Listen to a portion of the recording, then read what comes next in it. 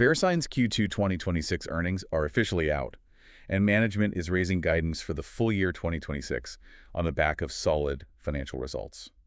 We are looking at a Q2 revenue of $435 million, which is up 6.0% year over year. Yeah, and their diluted EPS came in at 2.38, so that is up nicely from 2.21 in the same quarter last year. Exactly. So for you listening, the mission of this deep dive is to unpack exactly what is driving these numbers. We are going to walk through the top-line domain growth, the sheer architecture of their massive operating margins, their frankly aggressive capital allocation strategy, and the notable risks you need to monitor. Right, because if you're a retail investor looking at this, you really have to understand the underlying mechanics here. You do. Okay. So first up, we just heard that $425 million revenue figure. But to really evaluate the health of this operation, we need to know where the actual physical volume is coming from. Well, the volume story for Verisign, it's fundamentally anchored to their core domain base, specifically the .com and .net registrations. And if you look at the raw data for the second quarter, that base actually grew to 179.1 million active registrations. Wow, 179 million. Yeah, that represents a 5.1% increase year over year. So just to put that in absolute terms, we are talking about a net increase of 3.05 million domain names just within the 3-month window of Q2. I mean, that is just a staggering amount of new real estate being claimed. But, net additions only tell us the final score. What does the gross activity actually look like? Like, how many people are entering the top of the funnel? The gross activity is even more pronounced, honestly. During Q2, Verisign processed 12.7 million new domain name registrations across .com and .net. 12.7 million. Yeah, compare that to the 10.4 million they processed in Q2 of 2025. That is a massive jump in gross additions. But for a subscription-like utility model like this, adding users is really only half the battle. Right, you have to retain them. Exactly, you have to retain them. Verisign reports renewal rates on a slight lag because you can't fully measure the retention until 45 days after a quarter ends. But their final renewal rate for the first quarter of 2026 came in at 76.3%. Okay, so that's pretty sticky. Very sticky. It's up from 75.5% for the same period last year. So the underlying mechanics are highly favorable here. They're pouring more gross registrations into the top of the funnel, and a larger percentage of the existing base is actually sticking around. I always try to map this out visually. A registrar, like a GoDaddy or, say, a Namecheap, is the retail storefront. But Verisign is the wholesale manufacturer and the toll road operator combined. That's a great way to look at it. Right. If you want to set up shop with a .com, regardless of which storefront you buy it from, you just have to pay the toll to Verisign. But let me play devil's advocate here for a second. Sure. We live in an ecosystem where massive demographics are completely bypassing the open web. People are building businesses natively on social media. They're launching storefronts directly on Amazon or Shopify and just living inside mobile apps. Why is a traditional .com domain still seeing a 5% baseline growth in that kind of environment? It is a totally valid skepticism. I hear it all the time. But there's this really fascinating kind of hidden driver mentioned in their 10Q filing that explains this resilience. And it really revolves around the evolution of AI tools. Wait, really? AI is driving .com registration? No, absolutely. Think about it. For a long time, the barrier to entry for establishing an independent web presence was either technical skill or capital. You had to know how to code, or you had to pay a developer to do it. Right, which was a huge bottleneck for a lot of small businesses. Exactly. But today, generative AI and automated website builders have entirely collapsed that friction. I mean, someone running a micro business out of their garage can use an AI agent to just instantly generate a branded website, write all the copy, source the images, and automatically register a domain name via an API in about 10 minutes. And for a fraction of the historical cost. Precisely. AI is acting as a massive tailwind.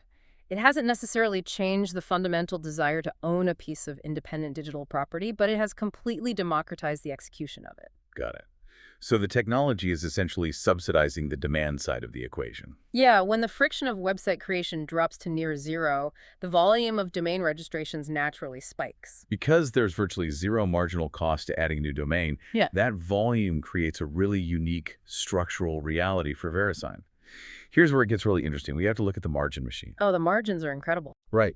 What makes this company unique isn't just the volume, is what happens when they raise the toll. In Q2, their operating income was an astonishing $296 million on $435 million in total revenue.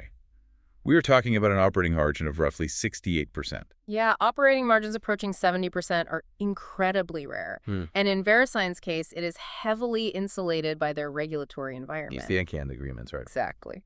The primary engine behind this margin expansion is sheer pricing power, governed by their agreements with ICANN, the Internet Corporation, for assigned names and numbers.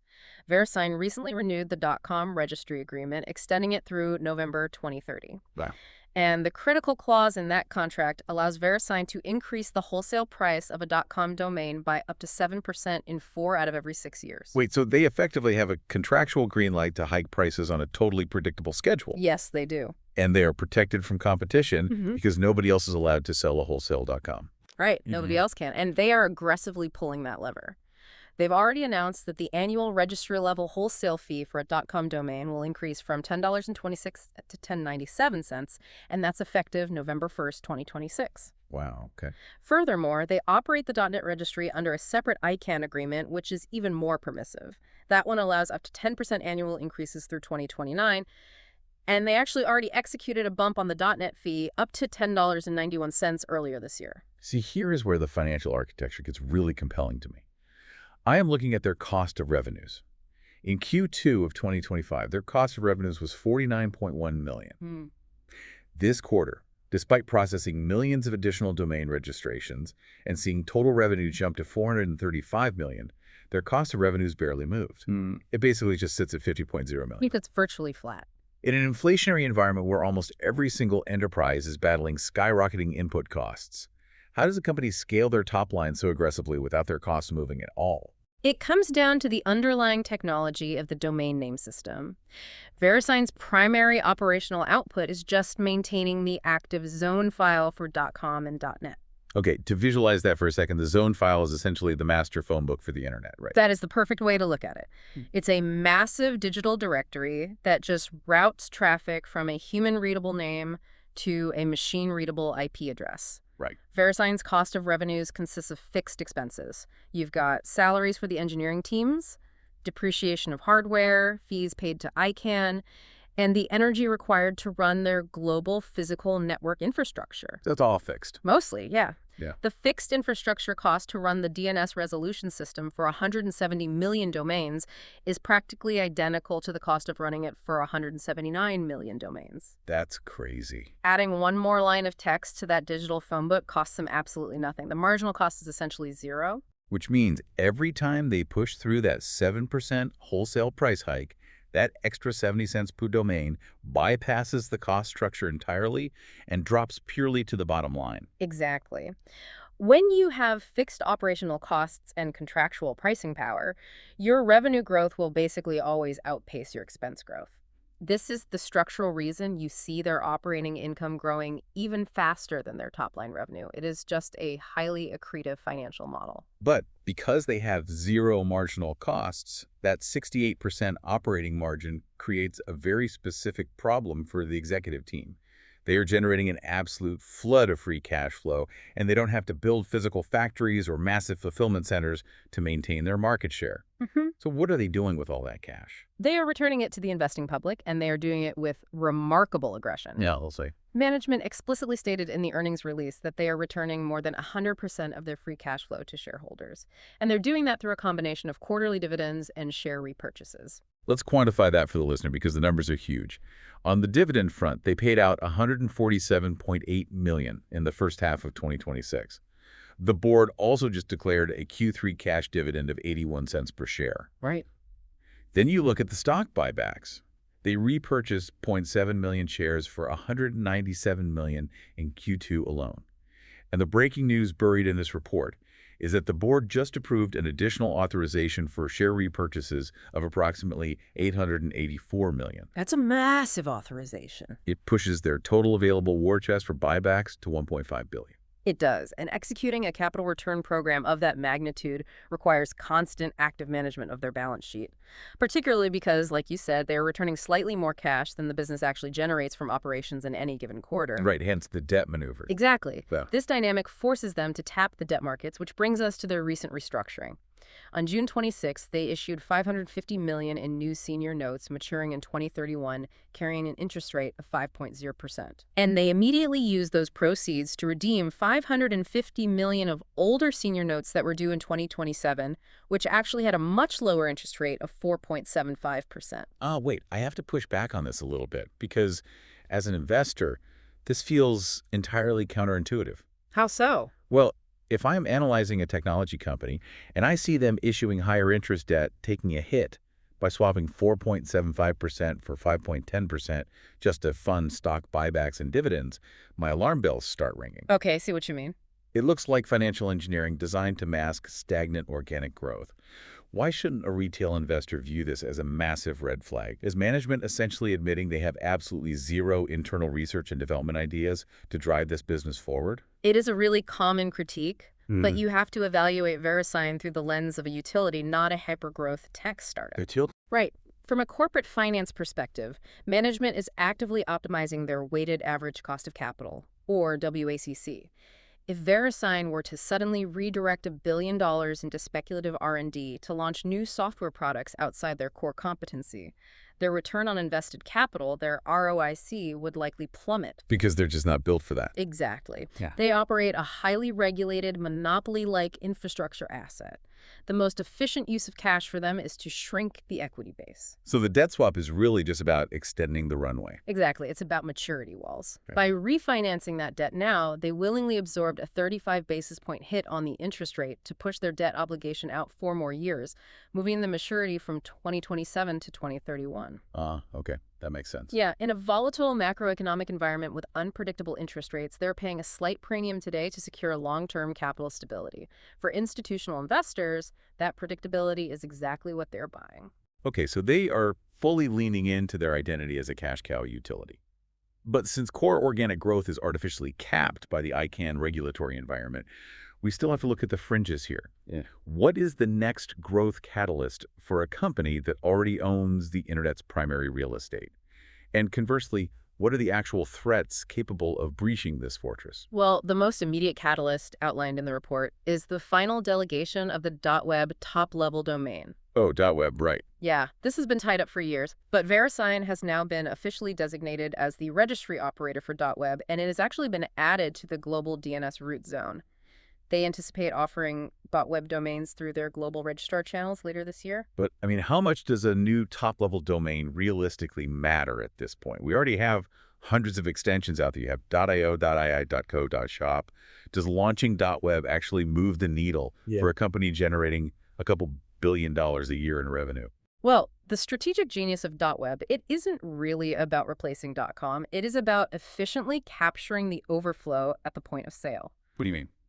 Think about the mechanical relationship between the registry Verisign and the registrar, like GoDaddy. When an entrepreneur goes to a retail registrar to buy a .com, they frequently discover their desired name is already owned by one of the other 179 million registrants. Right, the good names are mostly taken. Exactly. And historically, Verisign risked losing that frustrated customer to a competitor's extension, like a .co or a .io. But by controlling .web, Verisign integrates a highly attractive, generic alternative directly into the registrar's API. Oh, I see. Yeah, when the .com bounces as unavailable, the algorithm just immediately offers the .web alternative. It keeps the wholesale revenue locked inside the Verisign ecosystem rather than letting it bleed out to competing registries. So they are essentially building a secondary toll lane right next to the main highway to just catch all the spillover traffic. That makes perfect strategic sense.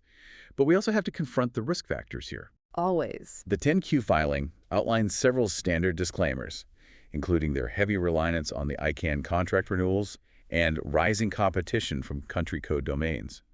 But the specific threat that always stands out in their filings is the cyber environment. Yes, absolutely. CEO Jim Bidzos made a point in the report to highlight that they just extended their record of 100% availability for the .com and .net resolution system to a staggering 29 years. Honestly, that 29-year streak of absolute infallibility is an unparalleled operational achievement in the technology sector, and it really is the foundational pillar supporting their entire valuation multiple. But that is exactly what makes me nervous. In a landscape defined by constant, highly sophisticated state-sponsored cyber attacks and massive distributed denial of service events, which they explicitly list as a material risk factor, Right. by the way, how much of Verisign's current market cap is tied purely to the assumption that they will never, ever fail. A huge portion of it. Let's say the worst happens. They suffer a successful DDoS attack and experience a 12-hour global outage tomorrow. What is the actual fallout? The fallout introduces catastrophic systemic risk. And not just for Verisign, but for the global economy. Really, that severe? Yes. Right. Remember, Verisign isn't just a software vendor. They are critical internet infrastructure. They actually operate 2 of the 13 global internet root servers.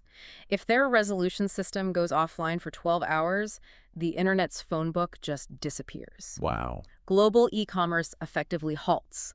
Trillions of dollars in automated financial transactions fail to route. Emails bounce, global APIs disconnect, and cloud infrastructure fragments. It would be chaos. So that 68% operating margin we talked about isn't just a monopoly tax. It is essentially the premium the market allows them to charge for guaranteeing that the internet doesn't collapse. Precisely. And if they were to breach that trust with a major outage, the damage wouldn't just be a temporary dip in the stock price due to bad PR. It would likely trigger immediate, intense congressional and regulatory scrutiny. Which threatens their contracts. Exactly. It would give ICANN massive leverage to strip away their automated 7% price hikes in future contract negotiations. And it would fundamentally compress the multiple that institutional investors are willing to pay for the stock.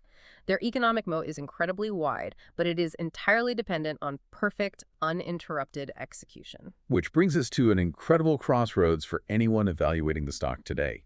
You have a company with perfect execution, unchallenged pricing power, and steady volume growth right now, which is heavily subsidized by AI, removing the friction of building websites. But we really have to look further out at the terminal value of this business model. We do, and here is a final thought for you to ponder as you build out your long-term models for Verisign. We noted earlier that AI is currently acting as a massive tailwind, right? Generating websites and driving .com registrations. But think about the trajectory of artificial intelligence. 10 years from now, if autonomous AI agents are the entities browsing the web on our behalf, fetching our information, executing our stock trades, buying our groceries, will the internet even require human-readable .com domain names? That's a great question. Or will the fundamental architecture of internet navigation evolve into a purely machine-to-machine language, totally bypassing the need for Verisign's digital toll booth altogether? A completely machine-to-machine internet where the human-readable phone book basically becomes obsolete. That is a wild and deeply complex scenario for a business whose entire multi-billion-dollar valuation is built on the necessity of human-readable web addresses. Well, that is all the time we have for today's deep dive into Verisign's Q2 numbers. Follow the show for daily earnings coverage.